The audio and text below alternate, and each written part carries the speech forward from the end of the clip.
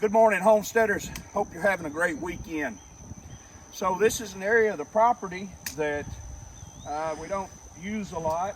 We don't have a use for. So we noticed that there's a lot of blackberries, dewberries, things like that in here. So we just thought we'd leave it. And I've been promised a cobbler if I would pick enough for one. So we're going to be talking about blackberries and dewberries, the difference between the two. And hey, does it really matter? They all taste good. So as we can see here, we have some dewberries. Dewberry is a blackberry. It's a type of blackberry. It's a species, but they do grow differently. As you can see here, we got a lot of berries growing real close to the ground.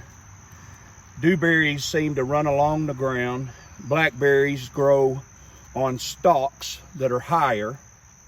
Now I want to give you some tips. You see I've got my shooting stick here in my hand. So a lot of things love these berries if you think about it. Birds, mice, rats, rabbits, all those things love these berries just as much or more than we do.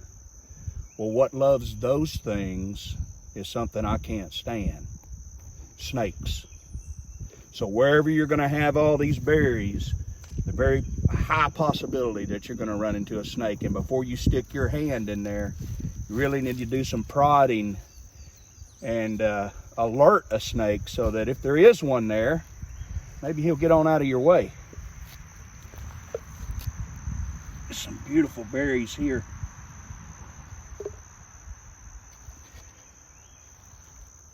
Dewberries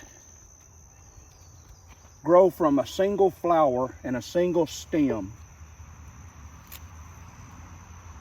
Blackberries will grow in clusters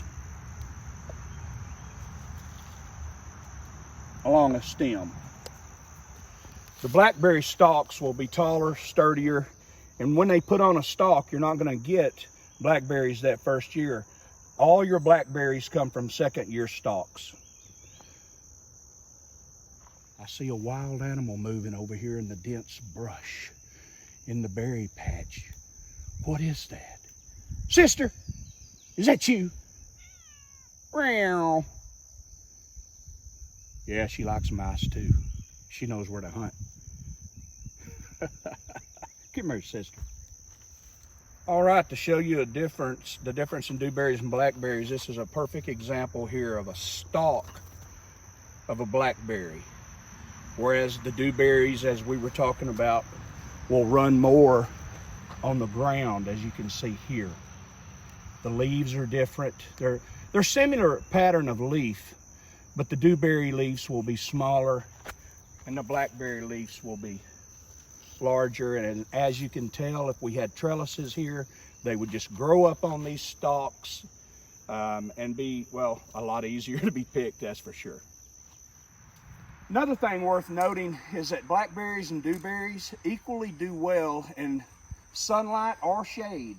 You'll find them in both areas. They don't really seem to matter. Hey, Ram. So come on, let's go get some more. Well, as you can see here in East Texas, we're afforded a lot of edible berries, a lot of wild fruits, wild plums, and right here, which is an area I need to do some cleaning up, these are muscadine grapes. If you've ever heard of muscadine wine or muscadine jam or jellies, this is the plant that we get them from.